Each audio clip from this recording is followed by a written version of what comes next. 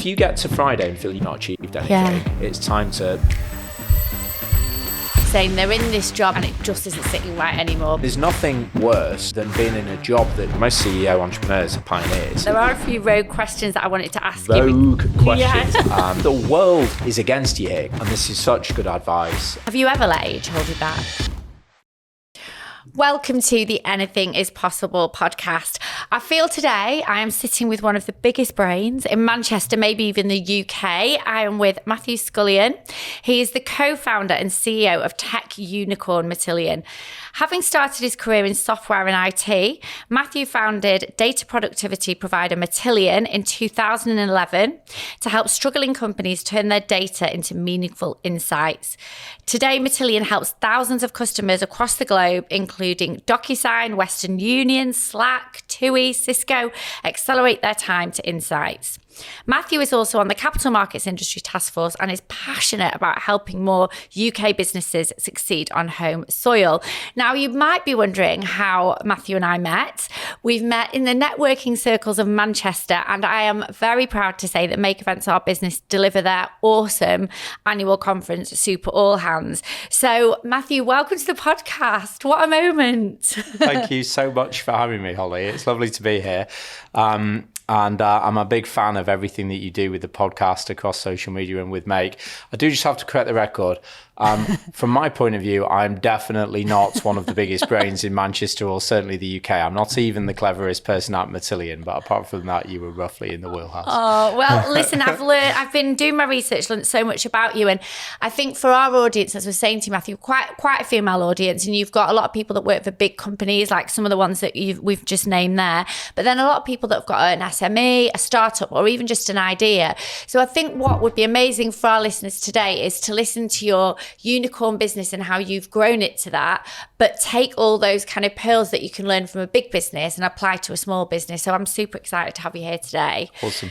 So, just in its simplest form to our non-tech listeners, can you explain what Matillion does? Of course, yeah. So first of all, we're a software company, which means we manufacture a software product and then we sell the right to use that product. A lot of technology companies might be services business where really they're selling people or they are reselling other people's technology made by another software company. We actually make software. So I like to think of it a little bit like a manufacturing company, and you're here today at our Manchester co-HQ, and really it's the factory of Matillion. It's where we build software. What does the software do? We call it data productivity software. Long story short, companies struggle to put their data to work. If you ask almost any executive at any company, do you have all the data you need? Yeah. They'll probably say no. It's not because the companies don't have the data. The world's awash with data. But it's because it's hard work turning raw data into something useful. And the choke point, if you like, the bit where it goes wrong is in what we call data engineering. And this is the work of cleaning up the data, joining it together, making it ready to deliver business insights. That process, data engineering, that tends to be about 70% of the work, a bit like an iceberg, if you like, or a bit below the waterline. About 70% of the work of taking raw data and doing something interesting with it. And the world just doesn't have enough data engineers. So what our software does is two things. It makes individual data engineers and teams much more productive. Right. It kind of supercharges them, if you like. Yeah. And then secondly, it changes the skills that you need to do data engineering.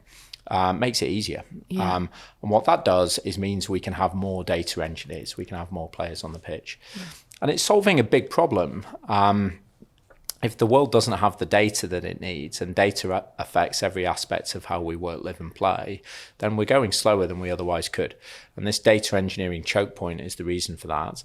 And so if we can wildly improve the productivity of data teams and get more players on the pitch, then we hope that is our little contribution to planet Earth. And in terms of your customer base, it's not sector specific, is it, who would use your product, would you say? Yeah, so that's right. We are B2B. Yeah. So we only sell to companies. Yeah. We tend to resonate most strongly, by no means exclusively, but most strongly with medium to large businesses. Yeah. because they have more data needs and more data and more data engineers, although we do have many hundreds of smaller customers as well. And no, any company could use our technology, any but the tiniest. And there are sectors for us that tend to be more resident today. We do really well, for instance, in life sciences and pharmaceuticals. So media and entertainment is a good sector for us. Technology companies, you mentioned some of those, the Cisco's, Amazon is a customer. Salesforce, Slack's now a part of Salesforce, but we deal with a few parts of those guys. So technology companies, and perhaps unsurprisingly, financial services as well. But there's all sorts of companies that use our software because all sorts of companies use data, from startups through to some of the largest companies in the world. Yeah, exciting. What amazing brands to be working with. So you wanted to be in business from a young age, and you started, now is this right, you started your first business age 19? Co-founded. Yeah. So this is oft misquoted, and the guy that actually took the entrepreneurial risk is still very much around. We're still friends. He's a gentleman called Neil. I, through school, had, this is a very glamorous story. It's just like Mark Zuckerberg's. Work experience at school, Holly. Sixth form at school, and you do a week's work experience. And the company I went to work with for that week, it was an end user IT department I was working in. That's a Manchester-based outdoor apparel company. And on the last day, the boss of the IT department, the IT manager, came in and he said, "Oh, you look like a likely lad. Would you like a summer job?" And I said, "Oh, yes, please." I was given a laptop and an instruction manual and said, "Hey, could you learn how to do this type of computer programming?" And I sort of spent the summer doing that, and then started to do that for them. And you could quite often find me at school when I should have been doing my homework, cutting some code for this company. And then a few months later, this gentleman said, "Hey, I'm going to leave the company and set up a business. Would you like to come?" And the timing was really good for me because on paper I should have been going off to university. Looking back on that, I probably would have wasted that university opportunity. I thought, this is fun, I like it. If it works out, I don't need to go to university. And if it doesn't, it's a nutritious, useful resume building gap year. So he and I co-founded that company, and I was the CTO and he was the CEO, I suppose. And it was good. I mean, I was 17 and he'd never done it before. So I don't think it was a very well-run business, looking back on it. It was a very good time to do it, though. The late 90s, you had the twin tailwinds of the millennium bug, which was causing people to spend a lot of money on software, and the sort of rise of the internet. So people were spending money. We built a small but proper business, and we sold it to an American company a few years later for not a huge amount of money, but it was still amazing to have had that early experience. In small companies, as many people listening to the podcast will perhaps know, one thing that's quite good is that you have to do a lot of different things because you don't have enough people to specialize. So I spent times selling, pre-selling, managing, designing products, doing support, all that stuff really. And so it was a good kind of all-round skill builder and experience. And then when you sold that, you went back to corporate life, and then later returned to entrepreneurial life. But what did you learn being with a corporate, I guess, that added to your experiences having owned a business when you set up Matillion? So was the learnings from being in corporate life that you've brought into Matillion, maybe things that you've done or not done? There's probably, so what happened was the company that Neil and I had set up got bought, and so I worked for the big company that now owned us. And then that chopped and changed a bit. It got sold in a management buyout, and then it got bought by a big European company. And so I kind of bounced around through that same career arc into different companies, some very large indeed, some smaller. So what did I learn? Prosaically, we were a bigger company, so we were selling to bigger, more sophisticated customers, and I learned how to do that and how to run more scaled software projects. the two big things I'd say, one's kind of a good one, one's a good one to look at the reflection of. Through all of that time, probably the principal part of my job was leadership. Yeah. Because I was always managing people, like from the age of 17, managing people. Yeah. And if you want to do anything that takes more time than just what you personally can do, you're going to need to build a team. Yeah. So there's not many things that I think I'm quite good at, but probably one that I'm okay at least is leadership. Yeah. Because I've spent a long time doing it. Yeah. The one in reflection is, so I was super young with a really senior job. Yeah.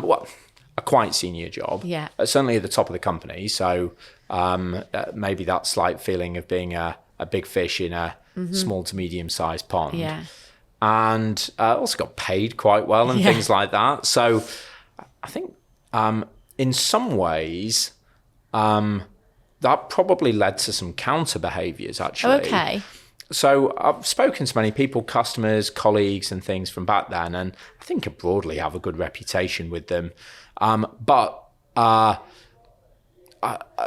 give you one example. I was routinely late, just like the homework. And a couple of years, well, maybe more than that, maybe 3 or 4 years before I left that career arc to found Matillion, I'd actually solved it and I wasn't late anymore. Yeah. But the reputation stuck with me until I left that company. Yeah.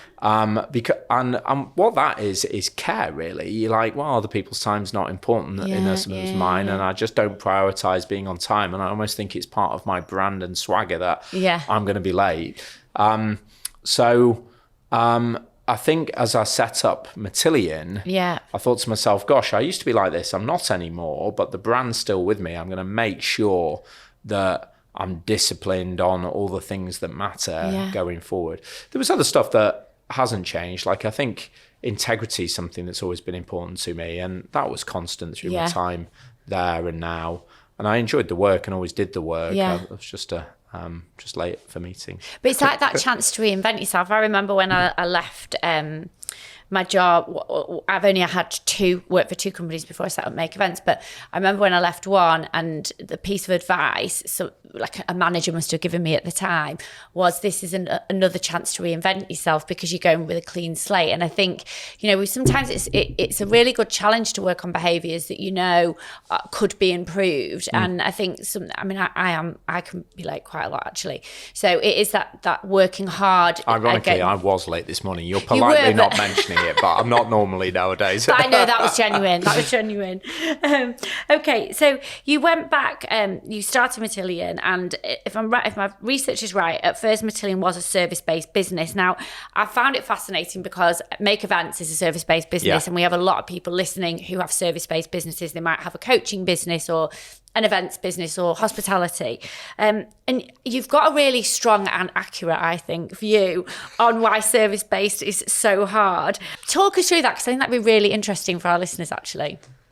I think it's about utilization ultimately. So Matillion, when we founded it, was more of a kind of service solution-based business. Although even on that very first day, we'd already factored in some of the lessons learned from my prior career arc, which was all services and consultancy. So at the company that I was lucky to work on with that gentleman, Neil, that I mentioned earlier, and then the corporate life, as you described it, in the bigger companies, that was all running teams of services people. So ultimately, what you're selling is people's time. And the biggest challenge with it is utilization. So you've never got the perfect amount of work for the right number of people. You've either not got enough people or you've got too many people. Now, one way to try and solve that is to build an order book, but then you're having to hold customers up. So there's kind of no perfect solution to it, and it just makes for a very stressful life. The second challenge with it is it's one of those business models, of which there are many, where everything resets to zero on the first day of the financial year. So in a recurring revenue business, like someone with a subscription or something like that, like a Netflix or an Amazon Prime, you already have a good point of view that you're going to make X hundreds of thousands, millions, tens of millions, billions of revenue at the beginning of the year because you've already got those people signed up and the subscriptions are there. Whereas in a services-based business, it's the end of the year, you've been working really hard, you give yourself 12 hours off for Christmas and New Year's, and then it's back to zero and you're like, great, I've got to sell another XYZ of deals now to keep my people busy. Margins are a challenge.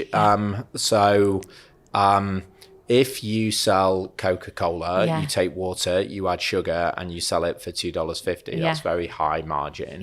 If you sell software, the incremental copy of the bits and bytes is very cheap, free to manufacture. If you sell human beings, then you've got to pay their salary for their vacation time, their training, their health insurance, the employer's NI, their percentage of the fixed costs of the business, the office space, the mobile phone contract, all of that stuff. That's a lot of cost before you've even started selling them out. So it's quite hard to have high margins. And then lastly, you've heard me say this line before, it's my only original business line, but there's only two types of problems in business, in my opinion. There's people problems and there's problems that you haven't yet worked out are people problems. Well, if your whole business is selling out people, then there's just a lot of opportunity for problems with the product because the product is human and humans are fallible. So now none of this is to say that there's anything wrong with the services business. I spent a long time doing it. Some of the biggest, most successful companies in the world are services businesses. I mean, the UK's economic powerhouse is financial services. But they're just different. It did mean when I set Matillion up though, we had a pivot as, I don't know, maybe our conversation will come on to. Fashionably early, Matthew, as well. It wasn't a 2020 pivot, was it? It was before that. So when we got started, it was more of a services business, but it was still designed to address some of those challenges.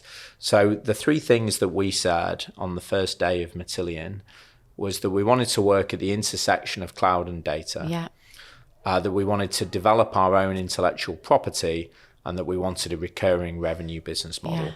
And actually all three of those things are still true about Matillion today. But you can maybe think what was in my mind's eye with those second two things. It was just having spent, 15 years running services businesses that didn't have those things. You're like, well, gosh, if you don't have your own IP and you don't have recurring revenue, you're constantly struggling against utilization. You start from zero on the first day of the year. It's hard to get the margins. Honestly, like listening when you were talking about that when I was doing my research, it was just so interesting and clear the way that you put it. It resonated so much. So really interesting. So have you got any advice for people in the service-based world? I know that particularly sort of in our industry, in Make Events, there's a lot of software that we use, but we use a lot of, and you'll be familiar with them, HubSpot, and there's an event. Love HubSpot. There's an event software called ProSim that was developed by event service providers, actually. Xero, all these different things. Is there a way that small businesses like us can kind of make that easy for themselves when they're running a number of different softwares to operate the business? I mean, I do think using technology in general, but as you're describing, is wise because what it's doing is freeing up your time, which in a services business is freeing up your ability to make money. It's also probably providing better customer services to your customers. So I think about, some of the people that come round to our house to do things. And you get the tradesperson or gardener or window cleaner that's technically clued up and they say, oh, I've been again this week, Matthew, can you just tap your card on my iPhone? And you're like, great. And then you get the other person that emails you with the sort of scan of a piece of paper and then wants you to give them a check, and you're thinking, gosh, how much time are you having to use to do that? And it really naffs me off as a customer, and it must be grinding their time. If you scale up that thought process and think, well, how can I use technology to make my company seem slick, because it is, and secondly, to free up my time, which improves my margins, then I think that's a good thing. But in general, my advice with services businesses, I think we should both acknowledge I'm probably a little out of practice. It's a while since I ran one, but your product is people. So if you made car doors, you would have a really expensive, really important to you metal press Yeah. that stamped out car doors. Yeah.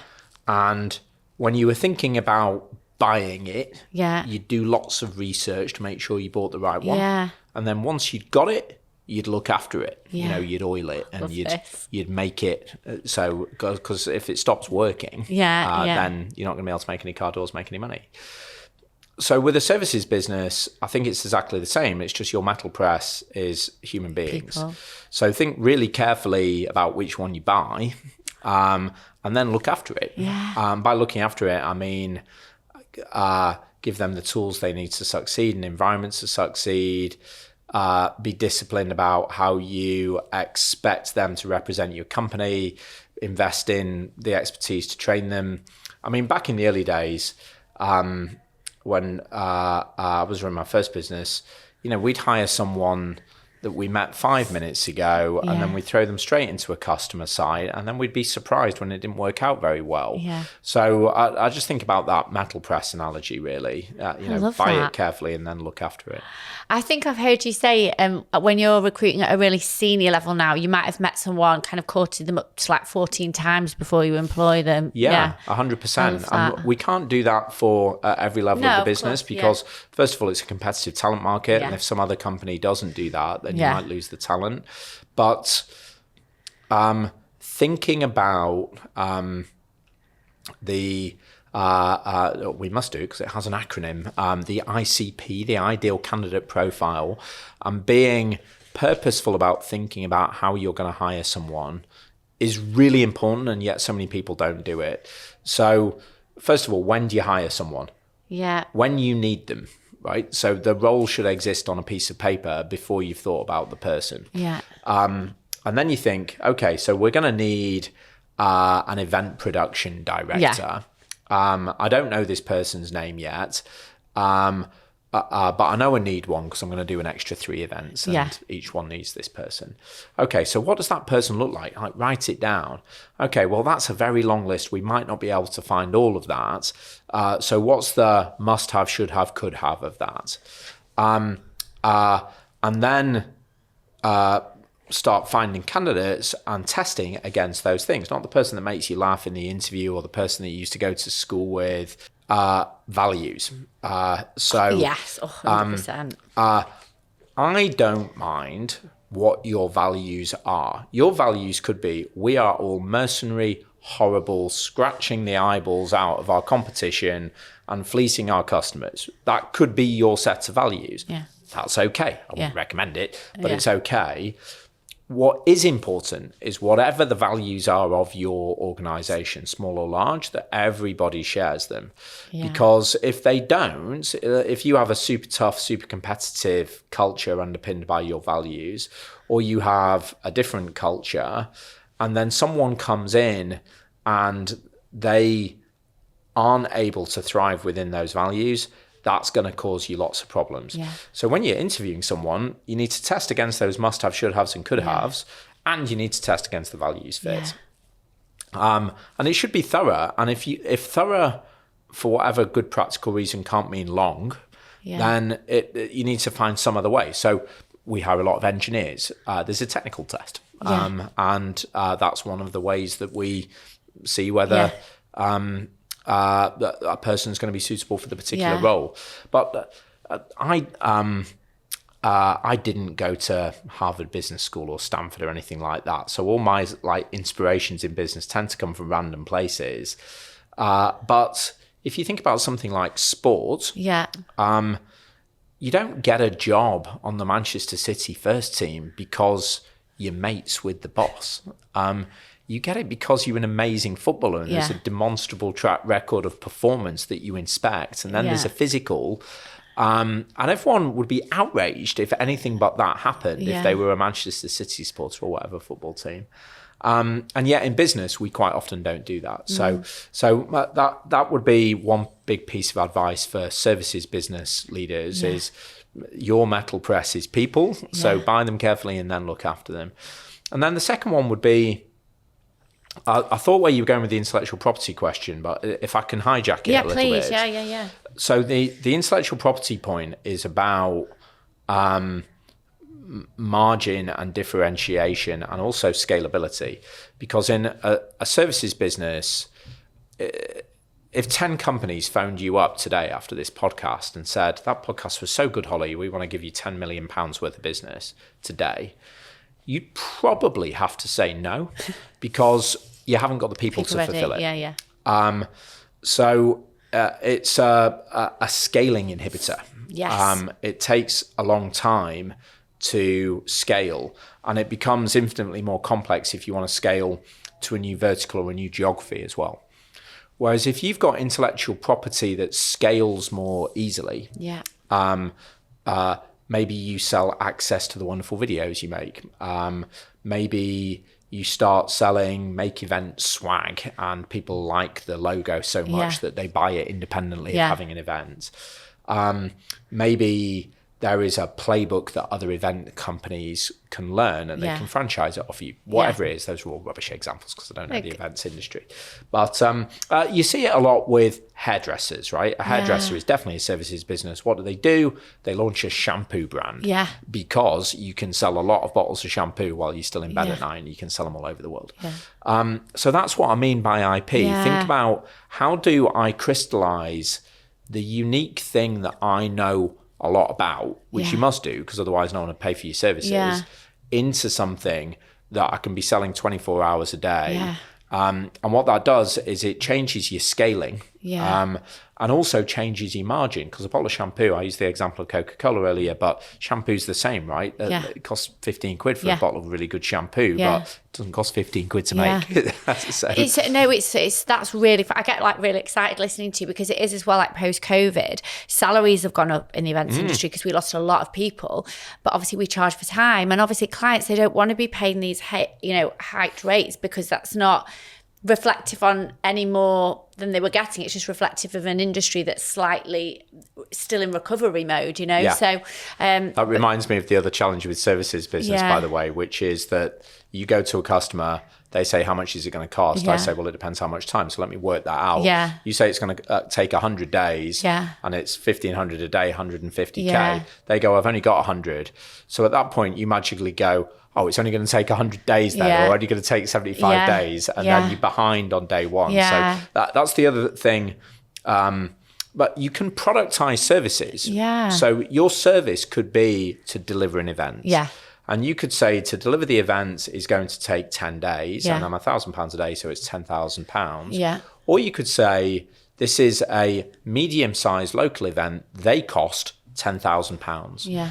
And if you do it that way, then if it takes you 9 days or 8 days, you're still charging £10,000. And then you can find the ways to make it take you 9 days or 8 days.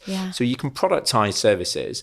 And the other thing, this is probably all profoundly obvious, so sorry if I'm accidentally No, it's not. I'm like listening intently. But the other thing that we said as a challenge about services businesses on the first day of the financial year, start from zero.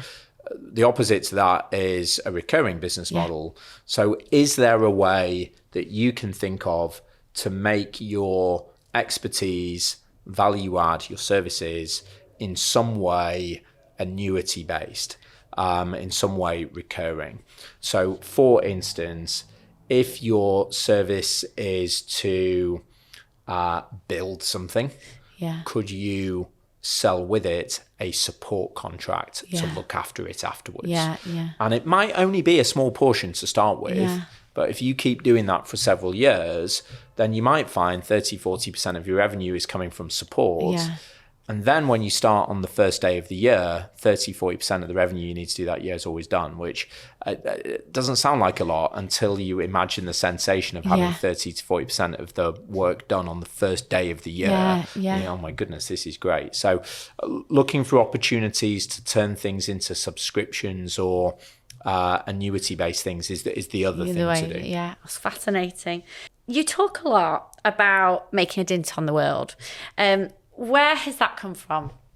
So I think the actual line is making a dent in the universe. I need to think bigger, Matthew. I don't know where it originally came from, but the person that I heard it from is a really wonderful guy called Brian Gentile. Brian used to work for Steve Jobs at Apple. Today, He is a Matillion board member, independent board member. And by trade, he's a marketer, and he just has a wonderful gift with language. And this is one of his phrases: "Make it dent in the universe bigger than yourself." But the first time I heard him say it, I was like, "Oh my goodness, yes, that is exactly how I feel about what we're trying to do.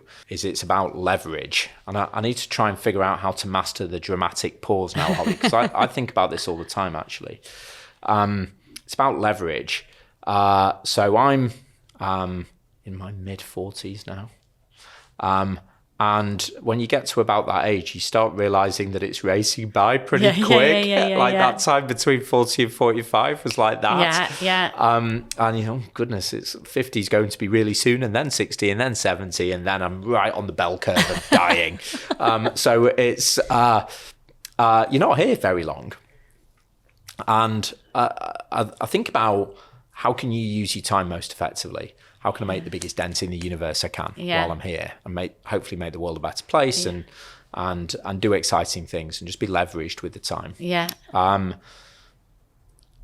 The second thing I think it talks about is, because what I normally say is, together we can make a dent in the universe bigger than ourselves. And the fact of the matter is, there's only so leveraged you can be when it's just you. Really, you need to get a group of people that are inspired to deliver on a mission, to share a goal together. And together, you can achieve something much bigger than any of us could on our own. So for me, it talks to those two axes. Do I want to make a dent in the fabric of space-time itself during my limited time on planet Earth? And then secondly and separately, am I going to be effective at doing that on my own? Probably not. I'm going to need a team of awesome people who share my passion to do something, whatever that thing is.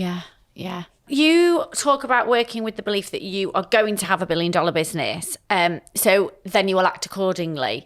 Again, talk us through that. Where does that come from? And where does that self-belief come from that often some of us lack? Oh, so that's advice. I'm not sure I always had. Well, I'm not sure. I definitely didn't always have that self-belief. But looking back, I wish I had. Right. It's advising on a very specific thing, that. Yeah. So I think what I tend to say is, the best thing to do when you're building a business is assume it's going to be $1 billion business and then act accordingly. And what I mean by that is, if you assume it's going to be an impactful business, however you measure it, I just use $1 billion because it's catchy and that's what everyone wants to do, right? But it could be by any metric. Assume this charity is going to solve this problem, or assume this sports team is going to win the league. Once you assume that, you start to get very demanding and very impatient about only the things that matter to make that come true. So let's draw two scenarios. I set up a business, and I have a couple of colleagues that I used to work with, and I say to them, "Hey, do you want to set the business up with me?" We get started, and we're all professionals in whatever it is that we do, and we start to make some progress. And then we bump into a mate in the village one day, and they say, "Oh, that sounds really great. Can I join you?" And you go, "Yeah." And before you know it, you've got maybe 10 people, and you're all generally doing something, pointing in roughly the same direction. But some of them are ex-colleagues, some of them are your friends, some of them, one person, someone you hired too quickly because you were short of people. Same business, but you assume that you're going to make a dent in the universe bigger than yourself and change the world in some way. Are you going to be more rigorous and focused about how you do that thing? Yeah. I think you probably are. My football team is going to win the league.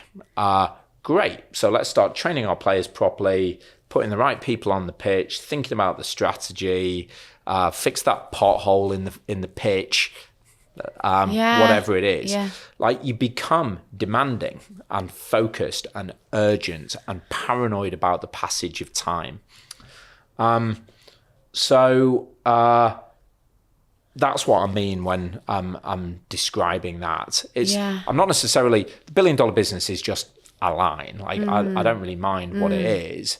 But if you set yourself that big forward goal, then all the behaviors that go with that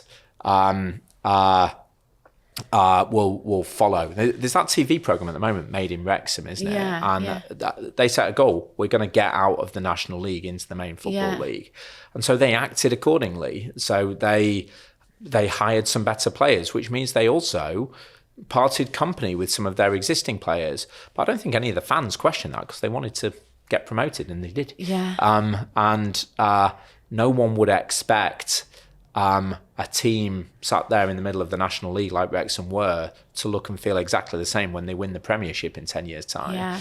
You've got to have that vision and act accordingly. And it just drives that focus. Yeah, that's what I'd actually written down, is that it seems to drive your view of time and time management. And do you have any kind of tips or tricks or, secrets to time management? Is there anything you can share with us about your routine? That I always love listening to people's routines, but anything that you feel helps you? So, I can share a few. I don't think I'm personally very good at it, actually, but maybe that's the first tip. So I don't think there's anything wrong with us not all being amazing at everything. What is important is vulnerability and realizing that. Okay. So there's some things that I'm all right at. I'm quite experienced in leadership. I'm a decent verbal communicator. I think I'm normally a reasonably good judge of people. There's other things that I'm not so good at. And that's okay. I just have to recognize it and then cover my blind side. So if you're operating independently, if you're a one-person band, as it were, then you cover your blind side through discipline and process. I'm really disorganized, so I'm going to overinvest in being organized. I'm going to buy myself a new diary and I'm just going to make myself do it.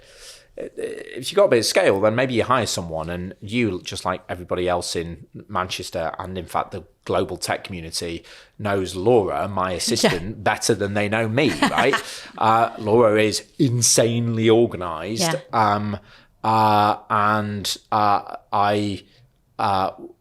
grateful for her being in my life every day, and also fully let her into it because I know that that's not my area of strength. So that's point one. I think in general, not just about time management, but whatever it is, there's going to be stuff you're good at, stuff you're bad at. That's okay. Just cover the blind side, either by building process and discipline yourself or by hiring other people that are good at the things you're not good at. The second thing is, and this is such good advice, I wish I'd been less focused, said no CEO ever. We all get excited about 101 different things. I once heard a very senior person at Microsoft describe a very senior person at another technology company as like a hungry dog in a butcher's shop. They're just licking and biting and sniffing everything because it's all so exciting, right? And but going back to the assuming you're building $1 billion business and act accordingly, you've got in your mind's eye what that thing is. Do the things that get you there. Don't do the other things. I wish I'd been less focused, said no CEO ever. And to be honest, the world kind of is against you here because people come up and distract you and ask you to do other stuff. Or you get interested in something. But, have in mind what the goal is. Do the most important thing to make that goal come true. Don't do all the other stuff. And that means saying no as often, if not more often, than saying yes. There's a book called Good Strategy, Bad Strategy, which talks about writing business strategies. And one of the concepts in it is kind of about this. It's more on a corporate level than an individual level, but I think it applies to both. They do this hilarious skit of like this great big financial services company, a bank, writing their strategy, and it's got everything in it, and you read it and it's all businessy buzzwords, and then you get to the bottom and the author comments, so basically their strategy is to be a bank then. I don't know, imagine the medieval battle, Holly, and you've got your knights at the front, your archers on the left, your men-at-arms on the right. You could just say, all run forward, please. That doesn't sound like a strategy to me. You've kind of got to decide whether you're going left, going right, going over, going under. But often that is what we do in business. We just run forward. So I wish I'd been less focused, said no CEO ever. And then my final tip would be, I think you've got to regularly reevaluate. For two reasons. One is the world comes along and distracts us. So if you just sit down every 3 or 6 months, for me, I can kind of feel it. I just feel like, I'm getting to Friday and I don't feel like I've made the difference. I bet I need to reevaluate. And I'll sit down with my colleague Laura and we'll look at my diary and see what we're doing. That's a good tip. And yeah, if you get to Friday and feel you've been busy all week but you've not achieved anything, it's time to like have a reevaluate. And the world just comes along. Like I quite like sailing, getting out on the water. And if you didn't know that. Right, yeah. So and if you leave your boat in the water all summer, by the end of the season, it's covered in seaweed and barnacles. Yeah. And you've got to get the boat out of the water and jet wash it all off and put some anti-fouling paint on it and put it back in. Yeah. If you don't do that, the next season, the boat will go really slowly. Yeah. Because it's got the drag from the barnacles and the seaweed. And it's the same with our time. If you don't pull yourself out of the water, jet wash it off and put some anti-fouling on, in my marine metaphor, then you'll start slowing down. You'll also get tired and start to feel dissatisfied. Yeah. What we do is we just sit down every so often. The other reason is, particularly if you're growing, the needs of the organization will change over time as regards your place in it. Yeah. So what was really important for me to do on the first day of Matillion is very different from what it's important for me to do now, and all the little intercept points on that line in between. So you've got to just kind of reevaluate, maybe reinvent yourself a little bit as you go through that journey. So those are my 3 tips. Which kind of weaves into, I've heard you say that, you do believe that looking after yourself mentally and physically is really important. And you've also said, which I absolutely loved, that the learning curve of a business goes up and the CEO needs to keep above it. If it drops, it's time not to be a CEO anymore. Yeah, accelerated learning. Yeah, tell us about that. So, the needs for business change over time, particularly if it's growing. So if you imagine the business like that, then if you want to remain effective in that business, and this actually isn't just founder CEOs and entrepreneurs, this is everybody in the business to some extent, then you need to learn at least this rate. Yeah. And ideally at this rate. Yeah. And if you don't, and you go like that, we call that flatlining. Yeah. And, one thing I talk about a little bit at Matillion is that none of us are permanent residents. It's not a country. We're not given the passport and we get to stay there for the rest of our lives. Really, everybody, including me, we're kind of temporary visitors with any organization that we work with. And the length of your stay is somewhat correlated to your ability to stay above that line. Yeah. From the company's point of view. I mean, it's also correlated to whether you still want to be there or not, but from the company's point of view. So yeah, you've just kind of got to learn above the required rate, and that requires learning. Yeah. I think we discussed earlier, doesn't necessarily mean going off to college or reading a book. Maybe it does, maybe it doesn't. Yeah. But it does mean that you need to put the effort in to learn. And I'll tell you what it's really about, Holly, in my opinion.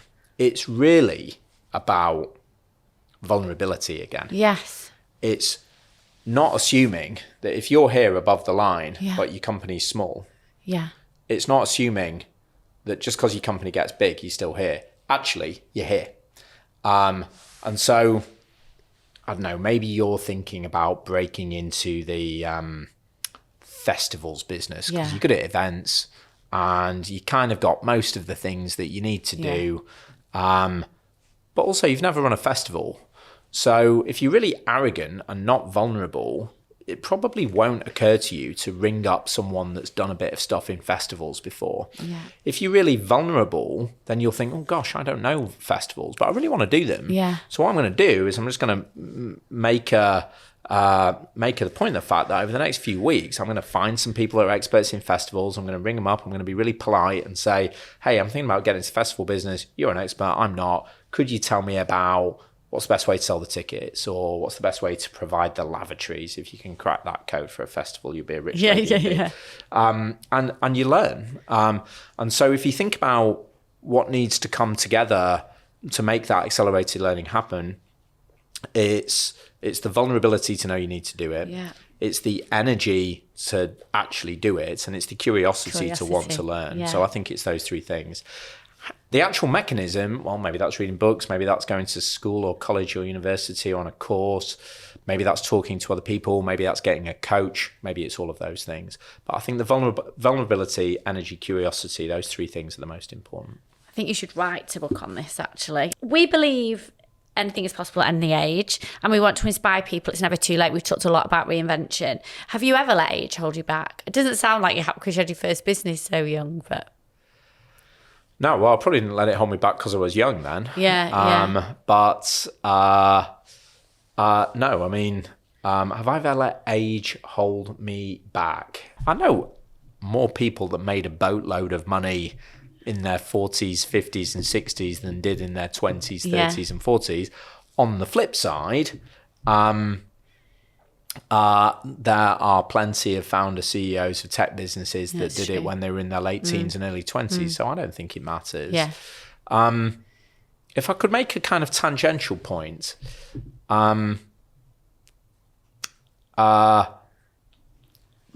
gets baggage, and as you get older, there's probably more of it, or certainly my sort of age now. Yeah. I don't think of it as baggage, but I think that's how it's often described. You know, you have a house, it might have a mortgage on it, you might have children or a partner or whatever. And that's those responsibilities, that's a better way of saying it. Those responsibilities can, I think, perhaps rightly, put people off making a decision to change the thing that they're doing today that they're not enjoying to moving across to the thing that they want to do. Yeah. That the one piece of advice I've given lots of people, including like friends that have come and asked me about this on this one, is I guess what people are really thinking about there is, gosh, you know, need to make sure I can pay the mortgage, put food in the fridge for the kids, etc., etc. And therefore, if I leave the comfort of this career here and go over and do this entrepreneurial thing, there's a lot of risk there. Yes. And the key word, I think, is risk. And when it comes to risk, I think that people often look at it in an incomplete way. Right. If we make a risk register as part of a project in work, we look at two things. We look at probability and we look at impact. Probability is how likely is the risk to crystallize. Impact is what happens if it does. Yeah. And then you look at mitigation as well. Yeah. But in life, I think people mostly just look at probability. So they go, I'm in a comfortable job. I'm going to leave it and do my own entrepreneurial thing. What happens if it goes wrong? And they worry about the likelihood of it going wrong. Is it likely to go wrong? Well, statistically, yes, it's extremely likely to go wrong. But what they don't think about is the impact, right? They had a good job, or they had a job. Yeah. They leave the job, do something entrepreneurial, doesn't work out. What are you going to do? Go and get another job. Go and get another job. Yeah. And so actually the risk isn't that high. Yes, like the probability is high, but the impact's not that high. Yeah. But I think the responsibilities of life hold us back because we're indexing on the probability of it not working out. Yeah. One thing's for sure though, if you don't do it, it ain't going to happen. Yeah, it's really interesting. I have a lot of females actually contacting me like mid-30s saying they're in this job that they've been in for so long and it just isn't sitting right anymore, but they're scared of the security and all of that. So I think that's brilliant advice. We are nearly coming to the close of the podcast, but there are a few rogue questions that I wanted to ask you. Rogue questions, exciting. Because I loved things that I'd heard you say, and I think this is brilliant. You said about people within a business, it can be right seat, I think I've got this right seat, right place, right time. And what I loved about this is I think you were talking about the employee journey, and I think this comes both ways and can give not only employees but employers an understanding of their place in a business.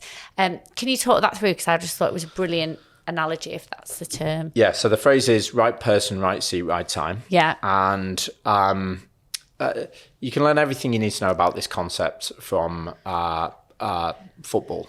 Okay. By the way, that's the second time I've used a football analogy. I know nothing about football, but I know this. If you were playing in a Sunday league pub team and that team got promoted every year and ended up winning the Premiership, the players on the team that win the Premiership are not the same players that were on the pub team, even though the team's the same. Just think about that concept. Yeah. I would say if it's not the number one, it's very close thing that founder entrepreneurs, CEOs get wrong is not tackling right person, right seat, right time, because it's hard. It's human beings, and you may really like them or be really grateful to them or really respect them, but that might not change the fact that the needs of the organization change over time, and someone that was the right seat, person in the right seat at the right time no longer is. And all you're doing by not tackling that is slowing the business down and ultimately probably making life worse for them as well. There's nothing worse than being in a job that you're not really well suited to do. Yeah. You're running twice as fast to go half the pace and feeling like you're in trouble all the time. Yeah. So it's not very enjoyable for them. The last example I'll give on this is people sometimes correlate stage to merit, and I think that's totally wrong. So if you're a 10-person business, you might have one of these fractional finance directors that comes in and does your books for you once a week or once a month, and they key it all into zero, and they prepare the accounts at the end of the year, and they probably give you a bit of guidance. If you are a Fortune 500 publicly listed company on the New York Stock Exchange, the CFO there does a completely different job. Yeah. They are not a poor one and a good one. Those are different jobs, right? The job title and elevation in the company is the same. But you ask that CFO person to log into zero and reconcile the bank balance against the P&L, he or she wouldn't have a clue how to do that because that's not their skills.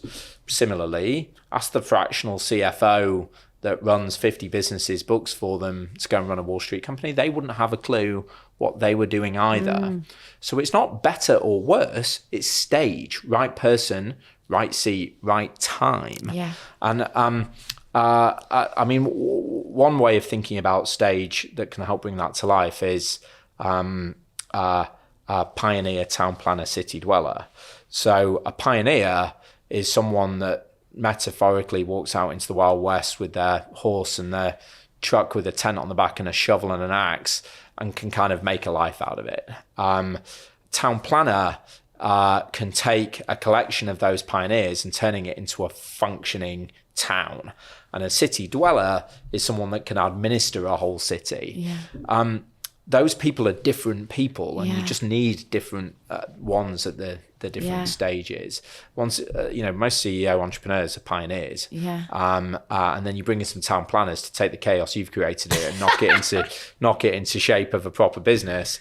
And then one day when you leave or get fired, a city dweller will come along and run it for you properly. Yeah.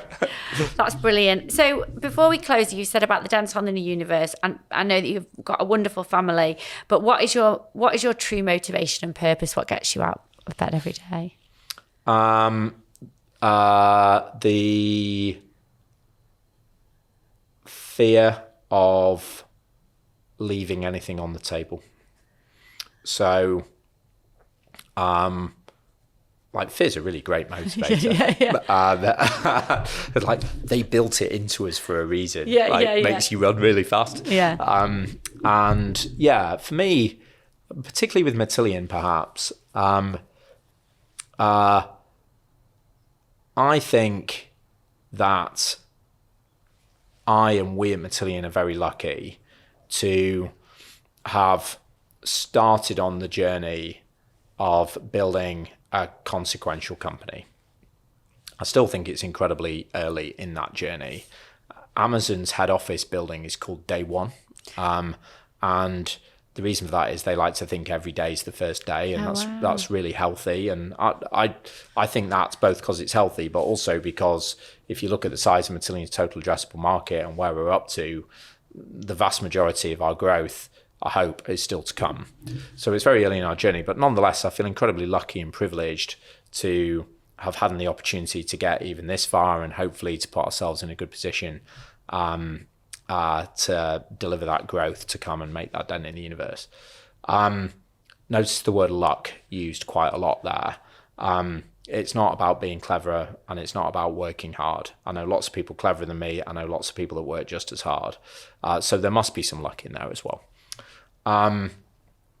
And having been given that opportunity, the biggest motivator for me is not wasting it. Mrs. Scullion says this to me all the time. She's like, the worst thing you could do almost is stop before you feel you've done. Because I just spend the rest of my life regretting having the chance. It'd be like winning the lottery ticket and not cashing it in. It's a bit what you just said before. If you've, for people that are in this job that they're not necessarily enjoying, they've got this idea, just don't waste the chance. Just don't live to regret it, Yeah, and in all things, right? So I don't just mean, you're asking me questions about being a founder, entrepreneur, CEO, because that's what I do for a living. But, I think some of those things apply to all aspects of life, right? Maybe it's charitable endeavor, maybe it's relationships, maybe it's family.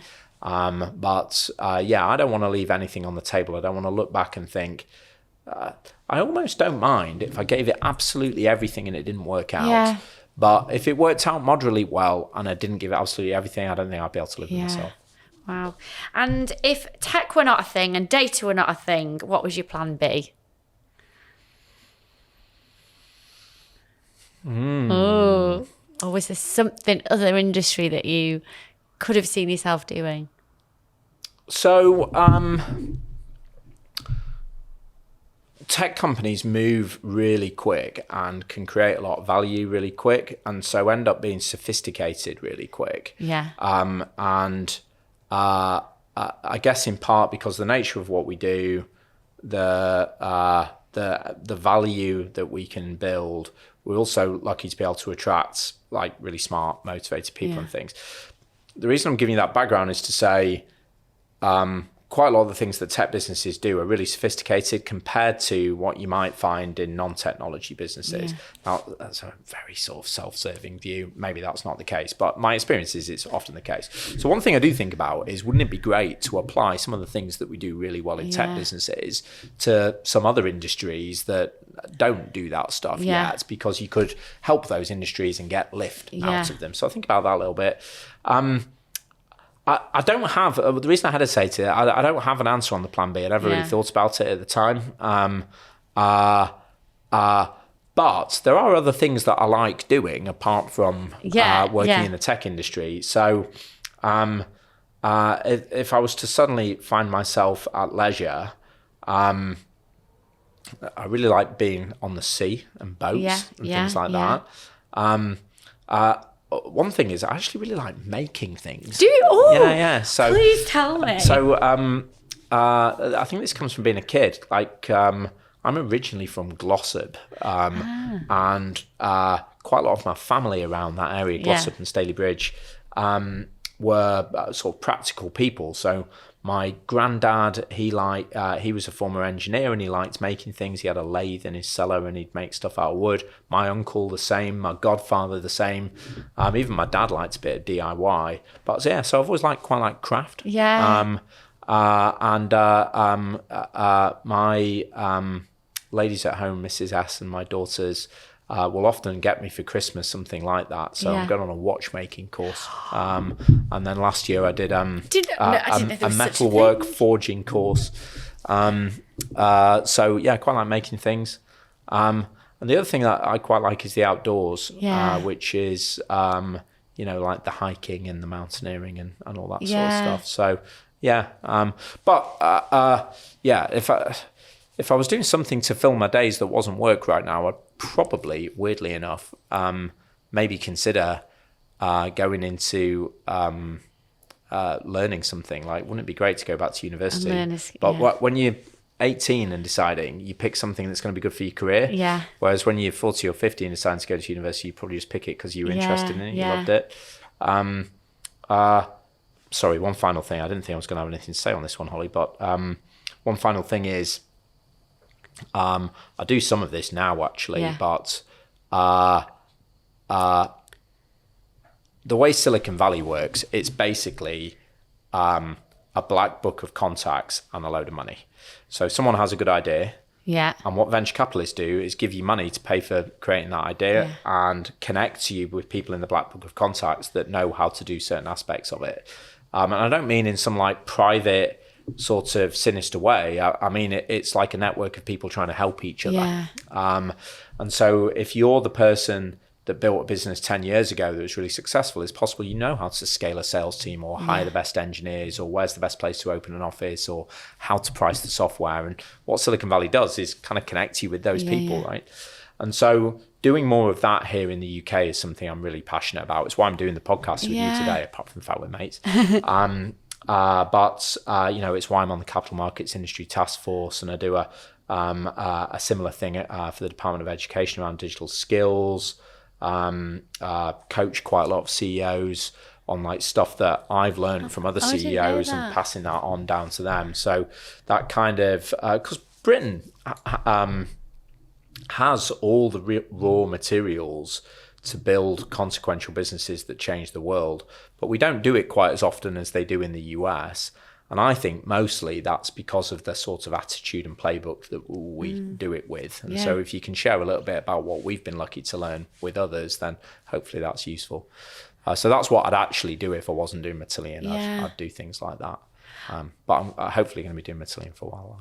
It's funny with the making things, because there's we're talking about a lot, anything is possible, about analog hobbies, and how it's really like, I bake, I'm rubbish, but I just suddenly get this overwhelming urge at the weekend. I'm like, I just need to do something that isn't staring at a computer and isn't really thinking. I think it's really, really important. So if you've got a busy life, you need something to distract you as well. Yeah. That's one of the reasons I like being on the sea, because it's very multi-sensory. Like the wind in your face, you need to steer the boat or stand up on the wakeboard or whatever it is. You're not going to be thinking about your sales forecast for the next week while you're doing that, but you're still enjoying it. So kind of filling the bandwidth with something else. And I think those practical things do that. Yeah. So before I come to my last question, I'm still convinced you've got a massive brain. I really don't know how you pack everything in. And I definitely think you should write a book. So there's my 3 tips. But we always end the podcast with this open-ended question. So Matthew, what does anything is possible mean to you? Does anything that's possible mean to me? Yeah, I thought you kind of gave me this one ahead of time. So I think people look at businesses like mine, or ones that are further ahead, or ones that are further behind but up and coming, and they just see the beginning and the end. They see the first day and they see the top right of the curve, and they assume it was a straight line between the two. It's not. Like the journey up and to the right is like that. And all the time. And so there are lots and lots of tough, dark days, challenging decisions, times when you don't think it's going to work out. Far more of those than there are the rah, aren't we clever, isn't this great moments. In fact, I'm not sure there's any of those second types of moments, because once you're doing this, you just don't think about those things. You're like, well, we wanted to do this thing, we did it, great, let's move on and do the next thing. You think about all the things that didn't work and making them work. So I wanted to convey that to everybody, because everyone always looks and they just see the beginning and the end and assume it was a straight line. You could tell the joke for Matillion, the overnight success that just took 13 years so far, and we're not even getting started yet. And every one of those was a 80-hour week, and blah blah blah. So my anything is possible line then is, to make anything possible, 2 things are important. One is start, and the second one is don't stop. And that's it. That's the trick. If you want to do something, start doing it, and then don't stop. Because if you start doing it and don't stop, then anything's possible. Well, you've definitely made it onto my who would you have sat at a dinner party list. I could honestly go on for hours and hours, but I know your time is very precious. I just wanted to also just conclude with something just to inspire people. We met, I think we're on a very similar trajectory, similar age, about a year between the start of our businesses. And we met very briefly at a networking event, I think probably 2014. And I said to you at the beginning of the before we started the podcast, I'd messaged you a couple of times over a few years, 2015, 2016, hoping that maybe one day we could do your events. Didn't hear anything, as typically I wouldn't when I'm emailing a CEO. And then 2020, in the midst of lockdown, we get a call from Matillion. And I remember you saying to me, I have followed what you've been doing for the last few years. And I had no idea. And I just thought, we're always trying to say to people, don't take no as the final answer. Is there something in that little story that we could probably inspire and motivate people that are knocking at doors at the moment? Yeah, definitely. I mean, sales is just a scientific process of working a demand funnel. So the first thing, I'm not saying that to be funny, like it's true. People that don't work in business and close with sales organizations assume sales is, I hate this phrase, the gift of the gab. Yeah. It's not. It's an industrialized process of finding all the people that might be interested in buying what you do, identifying the ones that are currently in market for it, anyone that might be interested but isn't in market, keeping in touch with the ones that are in market, making sure you're under their nose on the day that they want to make that decision, and then presenting your value proposition to them in such a way where they want to do business with you. That's sales. It's like it's just an industrialized process, which is what you did. So you made it very clear what you did, but the reason, apart from the fact I'm rude and fundamentally lazy and disorganized, I didn't reply to your email. I did say to you before the podcast, I do get a lot of those emails. So I actually didn't even know that you'd emailed me. So sorry. But yeah, what you did is you popped in my head, I do events, and you then stayed super busy on social media at a really high level of quality, pictures of lovely events that you were doing. And then when I needed an event, when I was in market for it, then I was like, we should ring up Make Events. That Holly woman sounds like she knows what she's talking about. We'll see if they can do it. So it was just pure play. Sales is what you did. Sales and corporate marketing. You're brilliant on social media, but ultimately it comes down to... look, no one's going to buy anything without BANT. Budget, authority, need, timescale. So there's no point you trying to sell me an event when I don't want one. But you had done a good job at getting in my head. And then when I did want one, I thought to ring you up. And Make have always done, and I think from what I know, certainly a lot of that used to be you personally. Maybe it still is. You guys are excellent on social media. So that was your mechanism of doing it. But all you were doing was staying in my head until I needed what you sold. Great. Thank you. Well, listen, thank you for sparing your precious time. Absolutely love getting to know you even better on the podcast, and good luck with everything Matillion's got to bring for 2024. Thank you so much. Same to you, Holly.